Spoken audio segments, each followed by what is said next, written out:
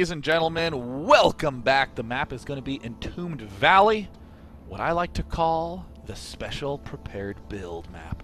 In the bottom left corner, from Team FXO, still showing a great amount of enthusiasm after that very difficult Game 1 loss. Give a cheer for FXO's Baby K. You better be cheering at your home, even if you are all alone.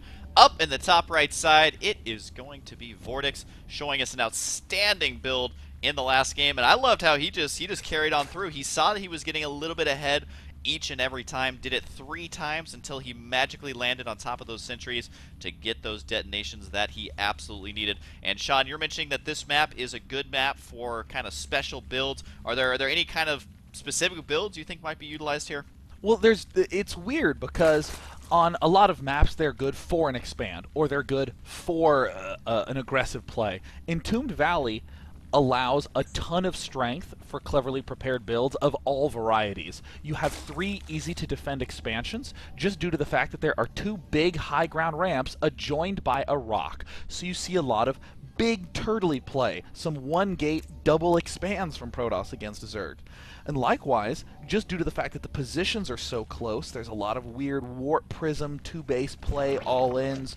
Terrans especially like using tanks due to some of these high ground ridges. So often we'll see some interesting choices from players, and I think right now we're already starting to see one of those. Baby K going for Pylon in his main base, and then going to be going for a Nexus. Oh my god, I think it's going to be a Gateway first opening. One time, Gateway.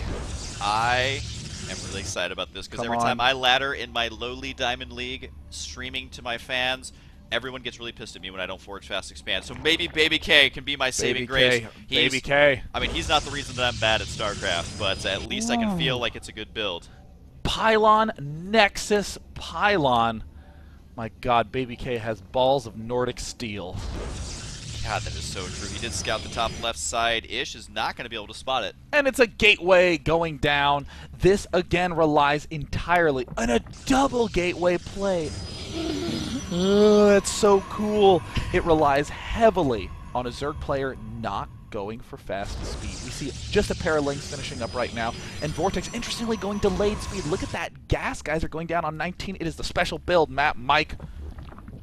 And a special build indeed. The double gas on the way, as you mentioned, for Baby K. The double Gateway on the way. He does not have this rally to his opponent's base here. Do you think that these are going to be more defensive? Is he going to turtle here, or is there some sweet timing in the next couple minutes? Most of the Gateway first openings that I know of are much faster first Gateway, so he's going to delay 2-gate. It feels quite defensive for me. There's the Cybernetics core going down. He'll likely make 1 Zealot.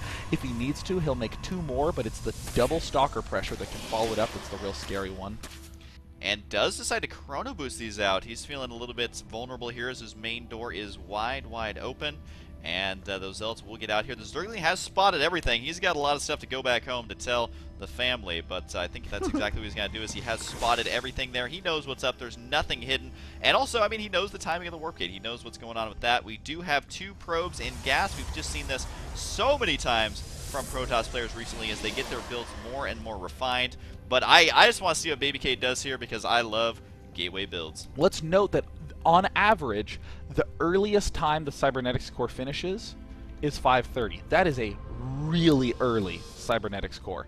Baby K's was done at 5 minutes. It's a full 30 seconds earlier than what your average Zerg player is used to. So we see Chrono Boost going down there. No doubt 2 more Gateways coming up. There's 1. This is an extremely effective 4-gate. It's actually almost as threatening as a normal 4-gate opening. But, I mean, with an expansion thrown in the mix now, VortiX, though, getting to see everything and has fast speed incoming. Yeah, I mean, really, what can you do to deny that Zergling from scouting? He tried to put the Zealots in a good spot, but Zerglings are so fast and so small they can slip through. But VortiX, I mean, that scouting is golden. He's got to know to throw down 3 spine colors right here. Is this going to be enough to defend right now? We're about to find out. However, he is getting time to prepare for this, because right now, I mean, VortiX is only going to have to deal with 2-gate pressure for the next 30 or 40 seconds, as the other gateways are going to be finishing up right here. So not a whole lot of pressure this second. I think he's going to have time to defend. Spots that there's no third here. Is this a good spot for VortiX after scouting here, Sean? I mean, certainly losing the Overlord is going to be a little bit bad, but it's really hard to say. Anytime you are unable to get extra expansions up, you have to rely on gas.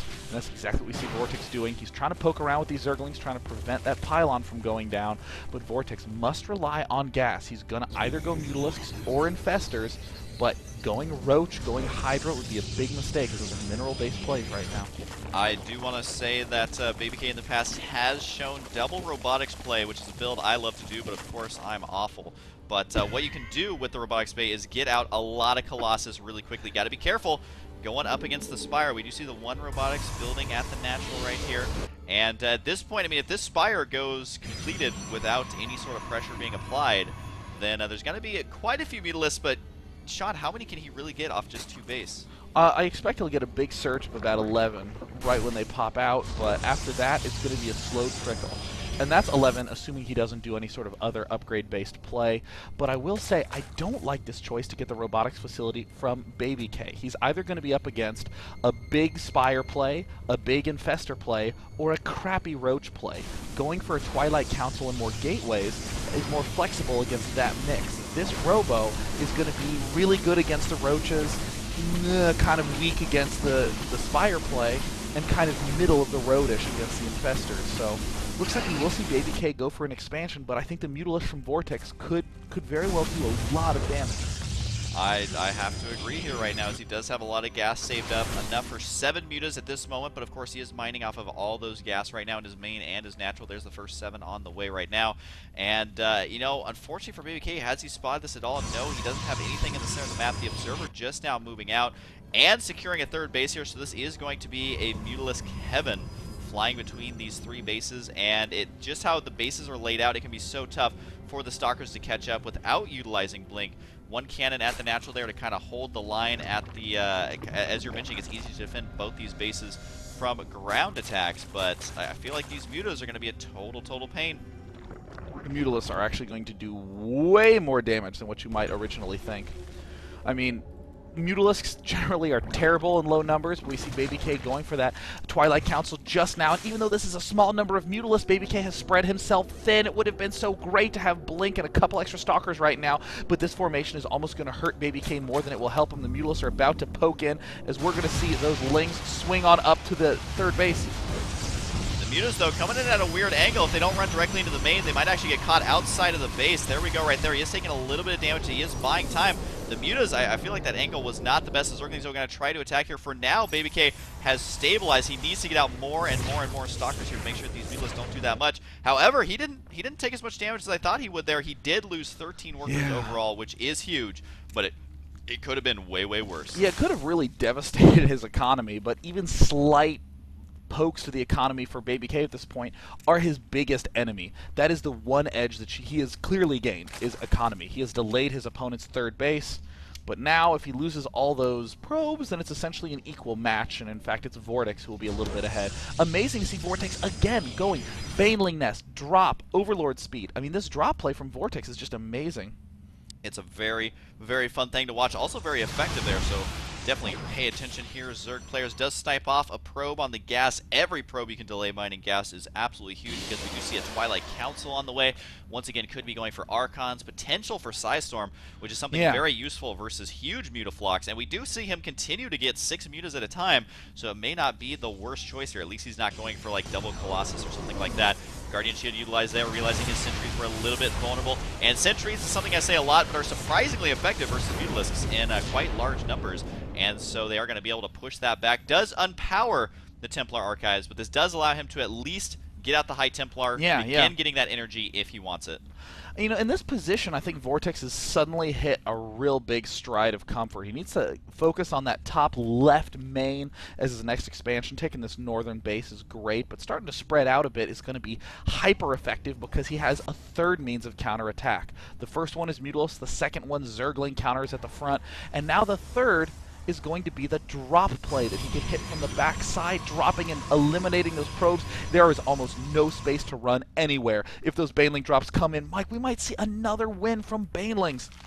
I sure hope we see Banelings. We do. There they go. 23 Banelings, 34 Zerglings, 1-1 just now finishing right when this attack is about to commence. The +2 attack on the way as well. High Templar on the way. The Psystorm timing got to be delayed. Looks like he might take out the Templar Archives. Can he get it? Down it goes. No Archons for you. No Psystorm as well. does he even have... Well, he has 5 High Templar. He might be forced to turn those into Archons, and actually I think he definitely will be forced to here. So this is a very uncomfortable position. You see BabyK all of a sudden realizing, oh, there's a Doom timing coming, and indeed, here's the Doom drop.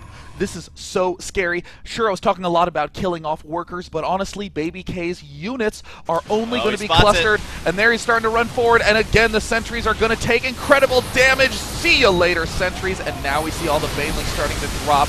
The stalkers have just blinked, so there's going to be no way for them to run away. The probes! Oh, the probes are under huge threat right now, but he's just not quite unloading. It looks like Vortex is actually going to go into the main with an Overlord on the left, where he's just not dropping these last few banelings, but he is overrunning the front with Ling Yuta.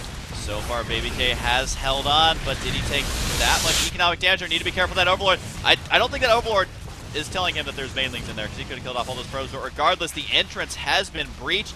There's creep everywhere from those Overlords just puking it out, and are the reinforcements going to come down here? I don't know quite yet. There's only 2 Zealots, 5 Stalkers, and 3 High Templar. I don't think he's turned them into Archons quite yet, but he's got to do something to deal with this quite fragile but high DPS army. I mean, right now we're seeing both players very high on money. BabyK is high on money just because he doesn't have any way to produce. He's losing all his production capabilities. He's lost his cybernetics core. He's only just now restarting the Storm upgrade, but Vortex seems to be getting a little flustered in the moment. He has already skyrocketed to over 2k minerals, but already he's in an amazing position, picking off probes by the handful, and now BabyK has almost nothing left mining in his natural expansion. Indeed, the probes are forced to transfer away. This could easily be a 2-0 victory so far, but does get a big warp in of Stalkers. Can he blink directly under and do the damage he needs to? I don't know. This looks like Mutalisk decided just to straight up engage, and the Zealots are here to protect them from the Zergling surround, but unfortunately for BabyK, it's just not going to work out. I love the build that he did, but the drop play from VortiX, how are you supposed to deal with it? Whatever it is that BabyK is doing is not working. He's going to have to figure it out, maybe get more Archons or something, but the Stalker's getting picked off as they warp in, and at this point, I mean, units lost, it tells the tale, 14,000 to 8,800, and, I mean, right now, Vortex is on 4 base, so not a lot he can do. With a perfect response, transitioning into Mutalisks, going for the harassment, GG! And now